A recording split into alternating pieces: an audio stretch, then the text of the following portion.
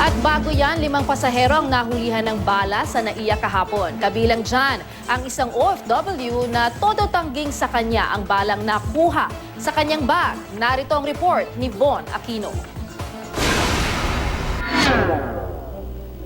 Ito ang bala na nakuha sa pouch sa loob ng bagahe na dala-dala ng OFW na si Melody Valdez sa NAIA Terminal 1 pasado 10:00 kagabi. Pero itinanggi ni Valdez na sa kanyang nakuhang bala sa kanyang gamit. Nagtataka raw siya kung papaano napunta roon ang bala. Gayong dinikitan pa raw niya ng scotch tape ang kanyang bagahe dahil sa takot na rin daw sa umano'y laglag bala. Hindi, alam ko naman po na bawal yung magdala ng bala kaya hindi po ako kaya malakas ang loob kong nabaksan yung maleta ko. Hindi ko po alam talaga na may bala sa loob ng maleta ko, ma'am.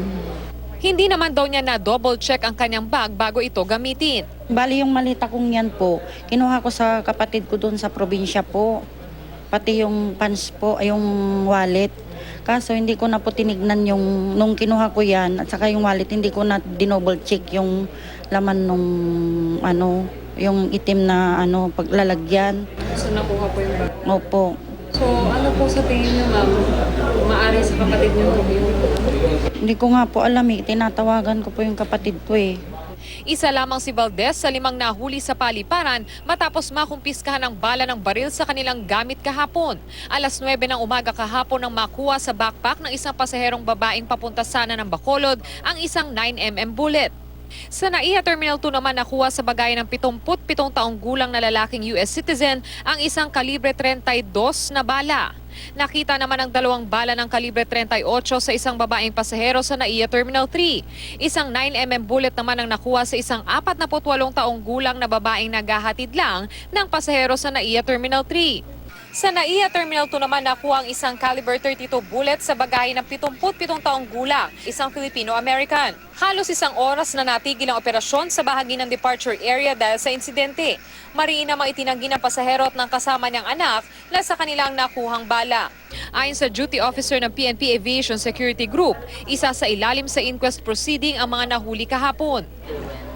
Until proper documentation was made, then babalistic exam yung mga na-recovered na ammunition sa kanila, and then ma-inquest sila, and then after inquest, pag lumabas na yung resolution, if i-authorize silang mag-bail, pag nakapag-bail sila, marirelease na po sila sa custody namin, ma'am. Dadaan din daw sa ballistic examination ang mga nakumpiskang bala upang matukoy kung may kapasidad pa itong pumutok. Ito ang isa sa magiging basihan sa pagsasampa ng kaso laban sa mga nahulihan ng bala. May paalala naman ang PNP Aviation Security Group sa mga pasaherong magtutungo sa paliparan, kasabay ang paglilinaw tungkol sa issue ng umano'y lagdag bala. Bago sila umalis ng bahay, they will double check sa mga gamit na meron sila. Hindi naman para sa atin yung para sa kanila talaga yun. Para hindi na makompromise yung biyahe nila. Basta magbibigay kami ng assurance sa organisasyon na ang amin lang talaga is pure na trabaho at wala po kaming kinalaman dyan sa kung ano man yan. Mga binibintang sa amin.